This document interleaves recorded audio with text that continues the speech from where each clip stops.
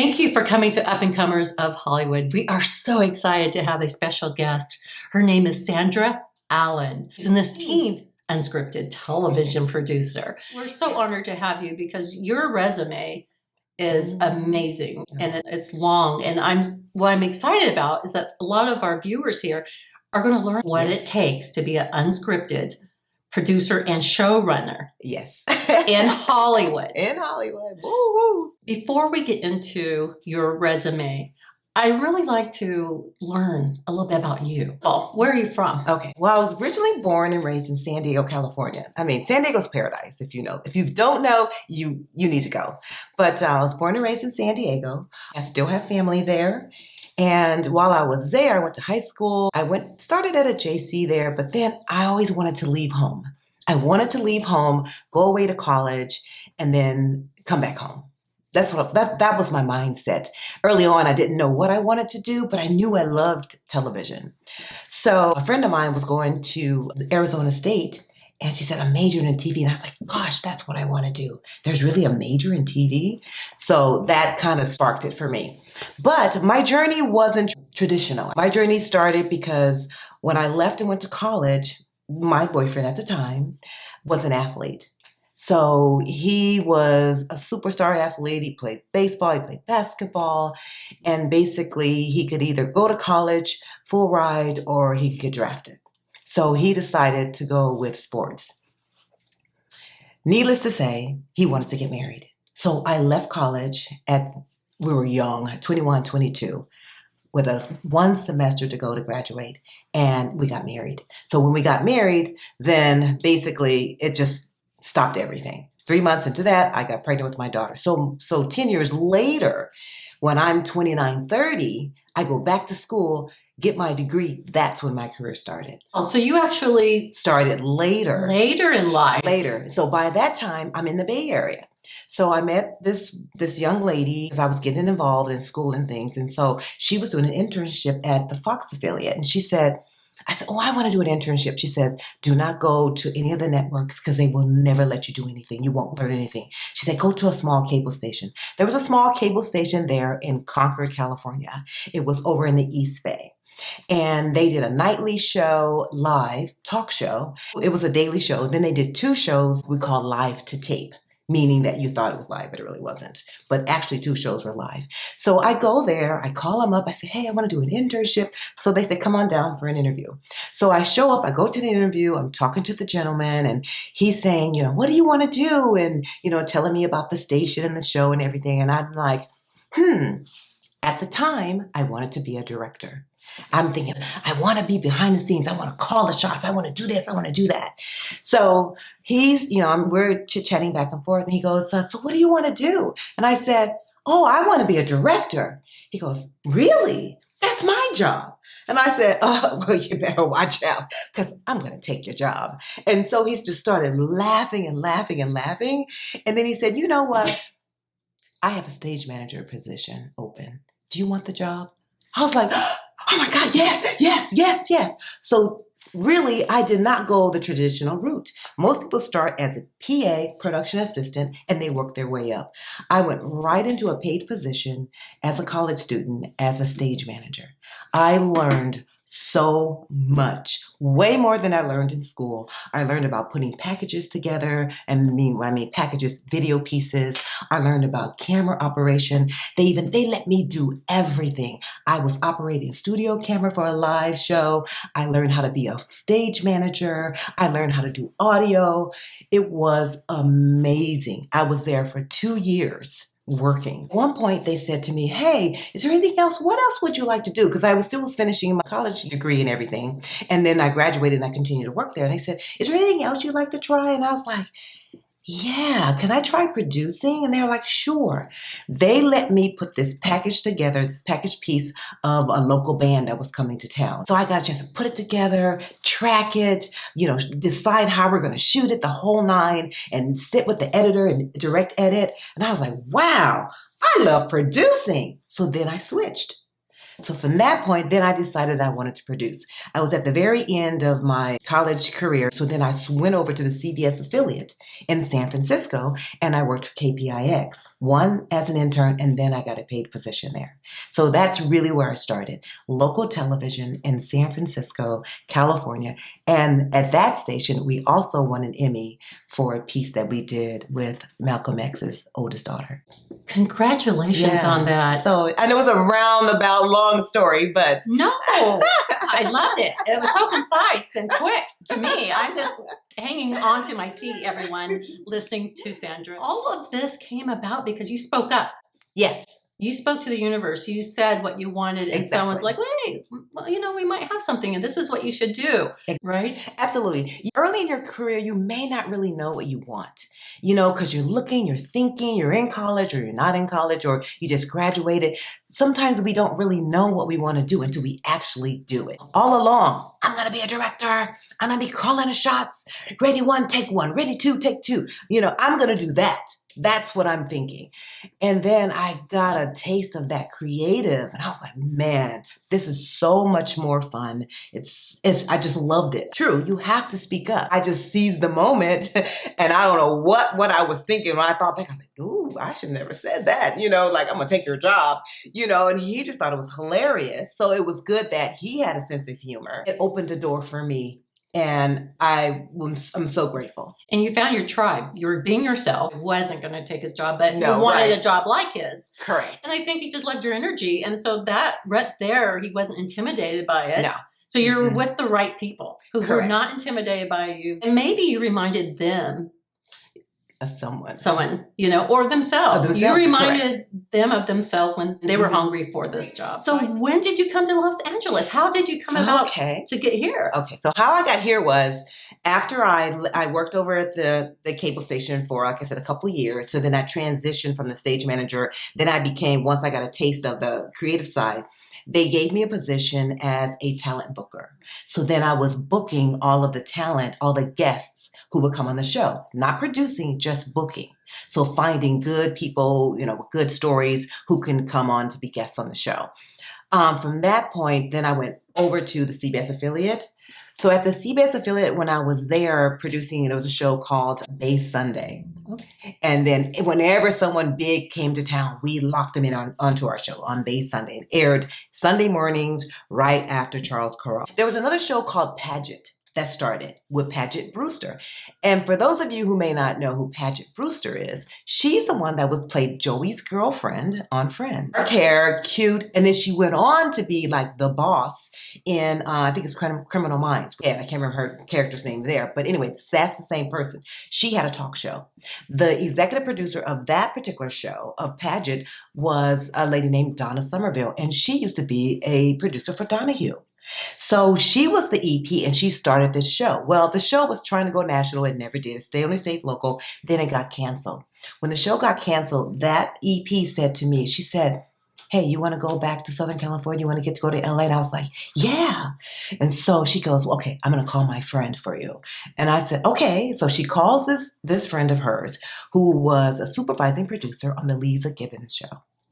So she calls me and she says, hello. Donna says you're fabulous. And she said, it's just like that. And I was like, okay. A little shy, not really sure what to think. She said, so Bruce is going to call you with your contract. And I said, do you want to meet me or something? Should I drive down? I have family there. Should I, no. We don't need to meet you. You'll get your contract shortly. I was like, okay. And that was it. I was walking into positions. And I just say it just has to be the hand of God that happened to be on my life at that time, or whatever you want to call it. But the doors were opening for me. So I did. I walked into an associate producer position on the Lisa Gibbons show. So now I'm in LA, working on the Paramount lot. And yes, I am starstruck and I'm looking around and I'm like, oh my God.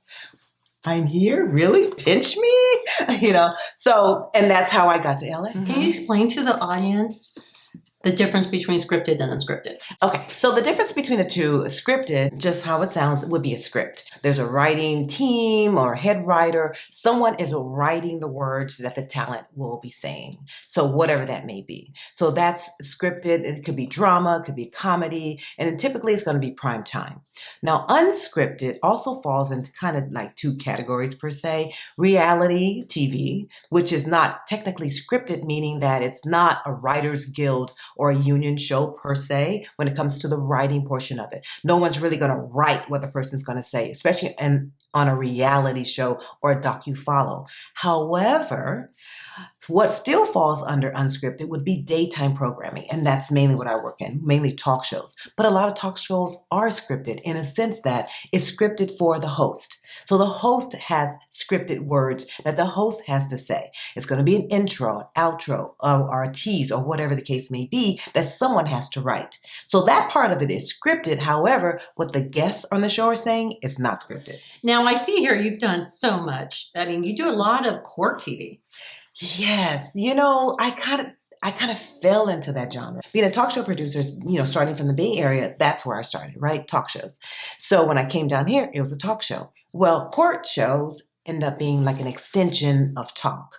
So you have a bunch of guests who need to talk, basically, and kind of present their case. So I fell into a court show, and then once someone knows that you're in that genre, then you kind of keep going. So I will toggle back and forth between court and talk. So I've been doing those for the past, 15 years or so. And I also see here that you've worked with Oprah and Steve Harvey. Yes, Oprah, that was amazing. So for Oprah, we did just one of the first Weight Watchers commercials. And I got a chance to actually shoot it in Santa Barbara at her home. Amazing, I will say. If someone wanted to produce something like the commercial that you did with Oprah, what does that day look like?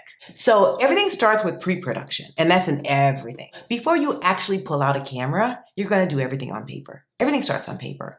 And so that's what happens with that. We started with, but of course, Weight Watchers, they were working with us to get some of the guests to be on the show. So we started with the vision, what do we want to do? How do we want to do this? The music, all of that. We started all of that on paper first in the own offices there and deciding what we're going to do.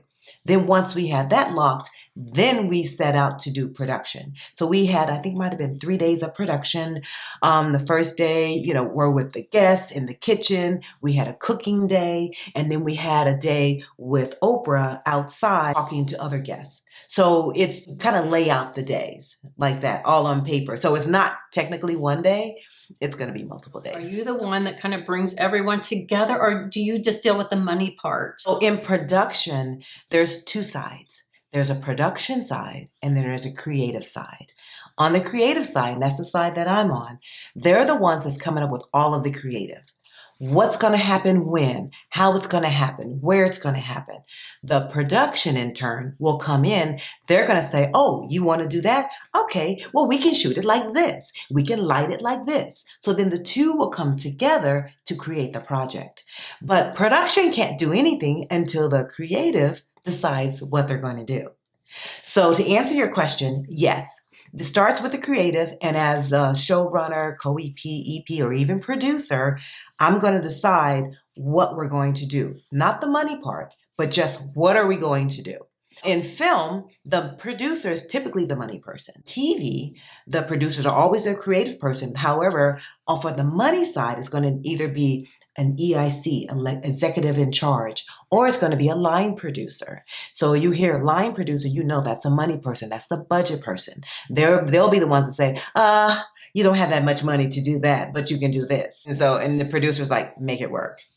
Move some money around, I don't care, but let's make it work. So together, guys are going to make the production work, of course, to make the network happy. Is a showrunner different than a creative producer? Yes. So think of the showrunner as the president. Okay? But the president is not getting on the phone calling everyone. Everyone else is doing everything. Vice president, maybe Congress or whomever, House or whatever. Everyone else is on the phone calling people, everyone in the cabinet. But the president is not going to get on the phone and call everyone. But the president will make sure that everything got done. Okay, so a showrunner would be the top person Correct. of the creative producing side. Correct. Perfect. Okay. Thank you for that. I didn't even realize this. So this is wonderful. I'm learning with all of you out there. Thank you so much. See, I'm so fascinated by all this. What does it take? What kind of skills do you see someone needing for a position like that? People skills. So management skills, leadership skills. Because everyone's looking to you. You want to have, first of all, some experience in the industry so that you understand what you're doing and what needs to be done when. So I would say leadership skills, management skills, producing skills, because you got to know how to produce. Writing skills too, because you have to correct everyone else's writing and make sure that it's making sense when you're ready to shoot and everything. And I would say, critical thinking skills. So all the skills that you would need, basically life skills, would be the same thing. Would you recommend students to maybe take up PA work, or is that, that was one route. You went a whole different route. Correct. And you were more older, mature, life Correct. Experiences too, more Right. confident Exactly. than a lot of students that coming right out of film Correct. school. Because in many places are coming from all over the United States.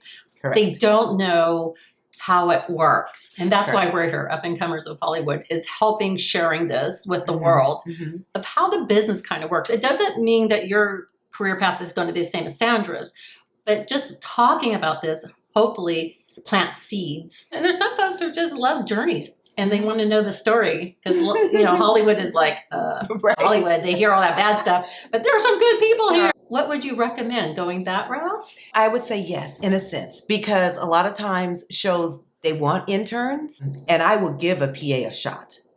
I have people who I brought in as PAs now are my co-EPs. So, or supervising producers and eventually become EPs. So the PA route is nothing that needs that because you will learn a lot. You will get thrown into that fire. You'll hopefully get a boss that would be willing to teach you. I have a PA now that actually started as a PA on one of my shows and just stood out. Cream will always rise to the top. And I was like, oh my gosh, who is that person? Always found something to do. If he was done with something, he'd start wiping down tables and putting and cleaning up. I just noticed him. But secretly, this person was booking on the side because that's what the person really wanted to do. Anyway, that person now is going to be promoted to a producer. And that only took a couple of years. So what I'm saying is it's okay to be a PA because you will meet a lot of people, you will learn skills, and the main thing is to ask questions. You have to ask questions. So, and for me, I don't mind. Ask away. Because when I was a little girl, I used to ask them so many questions. My dad would say, this is the last one. Like, I'm done with you. Now, before you came to LA, what was your perception of Los Angeles before you got here? And then what is the reality for you? First, my perception was, wow, Hollywood and everything happens and everybody's great and everybody's nice. And then it was like, there's a lot of slick people here. No judgment shade on people from LA, but you find that there's a lot of mean people and there's a lot of conniving people. So with that, you have to always CYA. Just make sure that you're covering yourself. Just be true to yourself. Don't do anything that you don't want to do. And it's okay to walk away.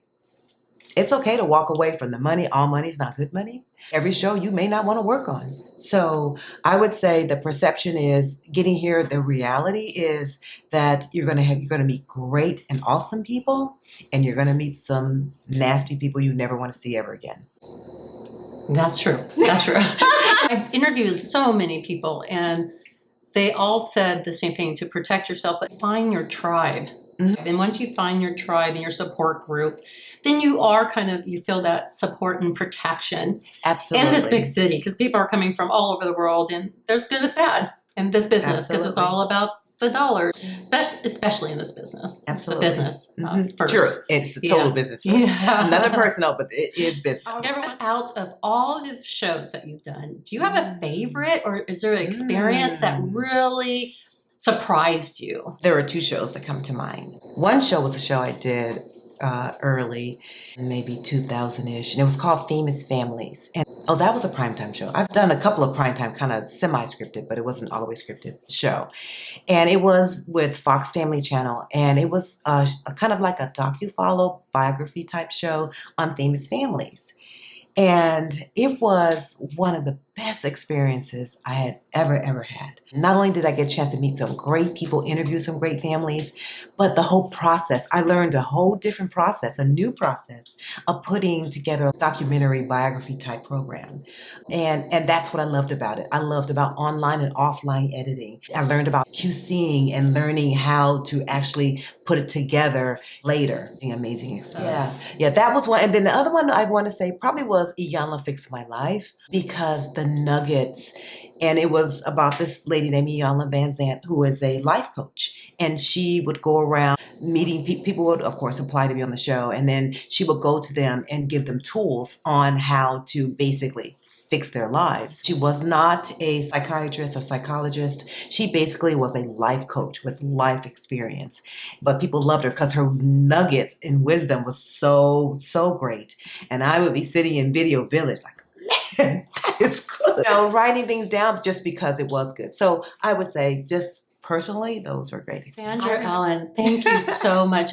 All this information was so valuable for me. We're Thank so you. honored. Well, thank you so much. Thank you you. for having me. Well, I thank you. I'm so glad to meet you. Same here. I love your energy. Love her energy. Thank you so much for coming back to Up and Comers of Hollywood. Make sure you subscribe and share with your family and friends. I'll have more guests like Sandra Allen talking about the careers that they've created for themselves and sharing with you a lot of resources and tips. With that, thank you and stay kind. Bye.